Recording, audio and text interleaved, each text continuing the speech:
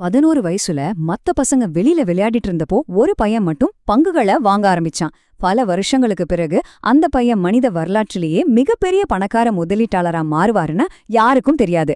நாம இன்னைக்கு Warren Buffett அப்படிங்கிற அந்த மாபெரும் மனிதரோட வாழ்க்கையையும் அவரோட சிந்தனை முறைகளையும் அவர் வெளிப்படையா ஒத்துக்கிட்ட சில மிகப்பெரிய தோல்விகளையும் பத்தி தான் ரொம்ப ஆழமா அலச போறோம். இது வெறும் எண்களை பத்தின விஷயம் கிடையாது, ஒரு மாபெரும் சாம்ராஜ்யத்தை உருவாக்குன ஒருத்தரோட மனநிலைய பத்தின கதை. சரி, தயாரா இருக்கீங்களா? கதைக்குள்ள போலாம். அந்த காலகட்டத்தை அப்படியே உங்க கண் முன்னாடி கொஞ்சம் கற்பனை செஞ்சு பாருங்க. 1937 நெப்ராஸ்கால இருக்கிற ஒமாஹா நகரம். கொளுத்துற வெயில். அமெரிக்காவில கடுமையான பொருளாதார பெருமந்தம் நிலவிட்டிருந்த நேரம் அது. மக்கள் வீட்ல புழுக்கம் தாங்க முடியாம ராத்திரியில தங்களோட வீட்டு புல்வெளிகள்ல உட்கார்ந்திருந்தாங்க. அப்போ அந்த வெக்கையில ஒரு 7 வயசு சிறுவன் மட்டும் ஒரு பிரம்மாண்டமான வாய்ப்பை கண்டுபிடிச்சான். அவனோட கதை அங்கிருந்து தான் தொடங்குது. சில்லறையா குளிர்பானங்களை வித்துக்கிட்டு இருந்த அந்த 7 வயசு பையன் எப்படி உலகத்தோட ஈடு இணையற்ற முதலீட்டாளரா மாறினாரு? சின்ன வயசுலயே அவருக்குள்ள இருந்த அந்த வியாபாரத்தி எப்படி இன்னைக்கு நம்ம பிரமிச்சு பாக்குற ஒரு இமாலய நிதி சாம்ராஜ்யமா உருவெடுத்துச்சு? யோசிச்சு பார்த்தா ரொம்பவே திகப்பா இருக்குல்ல? அந்த ரகசியத்தை தான் நாம இன்னைக்கு உடைக்க போறோம். அவரோட இந்த மாபெரும் பயணத்தோட முதல் அத்தியாயம், முதல் பனித்துளிகள்னு சொல்லலாம்.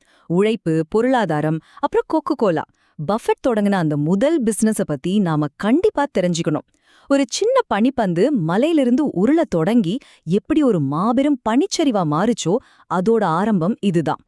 அவரோட அந்த முதல் தொழில் அனுபவம் உண்மையிலே ரொம்ப சுவாரஸ்யமானதுங்க. தன்னோட தாத்தாவோட மளிகை கடையிலிருந்து கோகோ கோலா பாட்டில்களை வாங்குவாரு. அதை சுத்தி இருக்கிற அண்டை வீட்டாருக்கு லாபத்துக்கு விற்பாரு. இதுக்காக அவர்கிட்ட எந்த குடோனும் கிடையாது, முன்கூட்டியே பணத்தை முடக்கவும் இல்ல.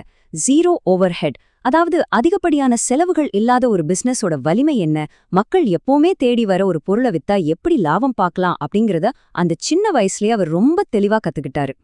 அடுத்து நம்ம பார்க்க போறது வேல்யூ இன்வெஸ்டிங், அதாவது மதிப்பு முதலீட்டின் அறிவியல். பஃபட்டோட அறிவார்ந்த தேடலுக்கு ஒரு முழு வடிவம் கொடுத்தது பெஞ்சமின் கிரேஹாம் அப்படிங்கிற ஒரு புகழ்பெற்ற முதலீட்டாளர் தான். அவரோட கட்டமைப்பை பத்தி இப்போ பாப்போம். இது வெறும் சாதாரண புத்தகம் இல்லங்க, ஒரு பில்லியனர் சாம்ராஜ்யத்தையே உருவாக்குன புத்தகம். தி இன்டெலிஜென்ட் இன்வெஸ்டர். பஃபட் தன்னோட 19 வயசுல இந்த புத்தகத்தை படிச்சாரு. ஒரு கம்பெனியோட பங்கு அப்படிங்கிறது கம்ப்யூட்டர் ஸ்கிரீன்ல மின்னுற வெறும் எண்கள் கிடையாது, அது ஒரு உண்மையான வியாபாரத்தோட உரிமை பங்கு.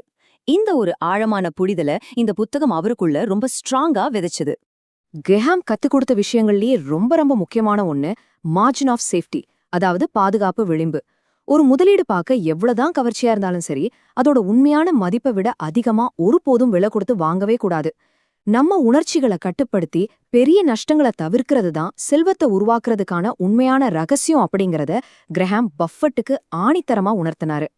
இதை இன்னும் தெளிவா புரிஞ்சுக்கணும்னா மிஸ்டர் மார்க்கெட் மற்றும் உண்மையான மதிப்பு, இது ரெண்டுக்கும் நடுவுல இருக்கிற வித்தியாசத்தை பார்க்கணும். பங்கு சந்தை அப்படிங்கிறது இந்த மிஸ்டர் மார்க்கெட் மாதிரி தான். ரொம்ப இமோஷனலான ஆளு. எந்த காரணமும் இல்லாம திடீர்னு உச்சத்துக்கு போவான், திடீர்னு அதுல பாதாளத்துக்கு வருவான். ஆனா ஒரு புத்திசாலியான முதலீட்டாளர் சந்தையோட இந்த பைத்தியக்காரத்தனத்தை நம்ப மாட்டாரு. அவர் எப்பவுமே ஒரு வியாபாரத்தோட உண்மையான நிலையான மதிப்பை மட்டும்தான் கணக்கில் எடுத்துப்பாரு. சரி, பஃபெட் எப்பவுமே ஜெயிச்சுக்கிட்டே தான் இருந்தாரா? கண்டிப்பா இல்ல. அவரும் மனுஷன்தானே. 1993ல அவர் செஞ்ச தன்னோட வாழ்நாளோட மிகப்பெரிய நிதி தவற பத்தி இப்போ நம்ம பார்க்க போறோம். பலமான ஒரு கோட்டை அழியும் போது என்ன விலை கொடுக்க வேண்டியிருக்குன்னு இது நமக்கு காட்டும். எவ்ளோ நஷ்டம் தெரியுமா? நம்புங்க, $10,000 மில்லியன், அதாவது $10 பில்லியன். டெக்ஸ்டர் ஷூ அப்படிங்கிற ஒரு கம்பெனியை வாங்குறதுக்காக பணத்துக்கு பதிலா தன்னோட பெர்க்ஷயர் ஹாத்தவே கம்பெனியோட பங்குகளை அவர் கொடுத்தாரு. அன்னைக்கு அவர் கொடுத்த அந்த பங்குகளோட இன்றைய மதிப்பு தான் இந்த மலைக்க வைக்கிற $10 பில்லியன். இதை நினைச்சு பார்த்தாலே தலை சுத்துதில்ல? ஆனா பஃபெட்டோட அந்த அசாத்தியமான நேர்மைதான் அவரை ரொம்பவே தனித்துவமாக்குது. உள்ளூர் சந்தையில டெக்ஸ்டர் ஷூ கம்பெனிக்கு இருந்த தனிப்பெரும் ஆதிக்கத்தை உலகளாவிய மலிவு விலை காலனிகள் மொத்தமா அழிச்சிடுச்சு. இதுதான் என் வாழ்க்கையில நான் பண்ணின ரொம்ப மோசமான டீல், ஆனா இனிமேல் நான் எந்த தப்பும் பண்ண மாட்டேன்னு சொல்ல மாட்டேன், நிச்சயமா எதிர்காலத்திலயும் தவறுகள் செய்வேன் அப்படின்னு அவரு எந்தவித ஈகோவும் இல்லாம ரொம்ப வெளிப்படையா உலகத்துக்கே சொன்னாரு.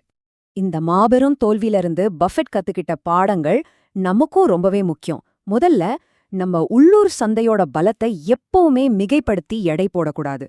2வது, உலகளாவிய ட்ரெண்ட்ஸ் மாறும்போது எவ்வளோ பெரிய பிராண்டா இருந்தாலும் அது காணாம போயிடும். 3வது, ரொம்ப ரொம்ப முக்கியமானது, மதிப்புமிக்க உங்க நிறுவன பங்குகளை ஒருபோதும் பணத்துக்கு பதிலா பயன்படுத்தக்கூடாது. காலத்துக்கேத்த மாதிரி மாறலன்னா அழிவு நிச்சயம்ங்கிறது தான் இதுல இருந்து நாம கத்துக்க வேண்டிய பாடம். அடுத்து நாம ஒரு த்ரில்லிங்கான பகுதிக்கு வரோம். 1991ல நடந்த சாலமன் பிரதர்ஸ் நெருக்கடி. ஒரு மாபெரும் முதலீடு எப்படி ஒரே ராத்திரியில மிகப்பெரிய நெருக்கடியை சந்திச்சது, அத பஃபெட்டோட குணாதிசயம் எப்படி கையாண்டுச்சு அப்படிங்கறத இப்போ பாப்போம்.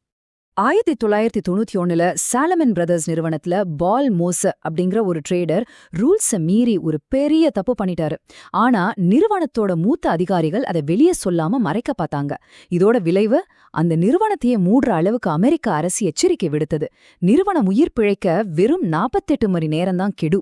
அந்த திக் நிமிடங்கள்ல தான் பஃபெட் உள்ளே நுழைஞ்சு ஒரு மாபெரும் பேச்சுவார்த்தை நடத்தி அந்த நிறுவனத்தை காப்பாத்தினாரு. அந்த இக்கட்டான சூழ்நிலையில பஃபெட் கையாண்ட ஒரு டெக்னிக் தான் ஃப்ரண்ட் பேஜ் டெஸ்ட், அதாவது முன்பக்க சோதனை.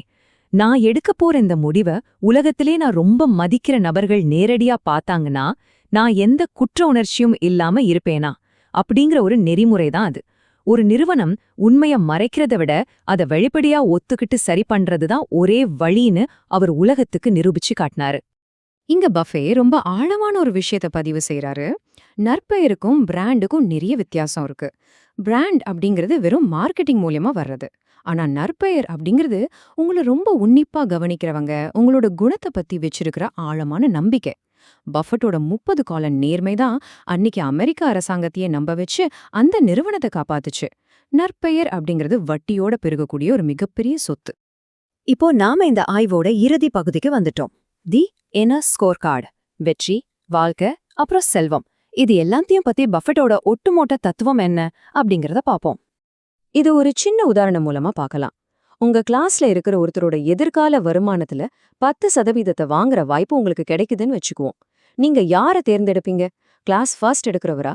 கண்டிப்பா இல்ல. ரொம்ப நேர்மையான தாராள மனப்பான்மை கொண்ட மத்தவங்கள மதிக்கிற ஒரு லீடரை தான் நீங்க தேர்ந்தெடுப்பீங்க. அதே போல பேராசை பிடிச்ச குறுக்கு வழியில போற ஒருத்தரை நீங்க நிச்சயமா தேர்ந்தெடுக்க மாட்டீங்க, சரியா? இதுல இருந்து என்ன தெரியுது? நீண்டகால வெற்றிக்கு தேவை நல்ல குணம்தானே தவிர அதீத புத்திசாலித்தனமோ பணக்கார பின்னணியோ கிடையாது. அதனால நம்ம சுத்தி இருக்கிற சூழ்நிலைய நாம எப்படி வடிவமைக்கிறோம் அப்படிங்கிறது ரொம்ப முக்கியம். இதுக்கு பஃபெட் 3 சிம்பிள் ரூல் சொல்றாரு.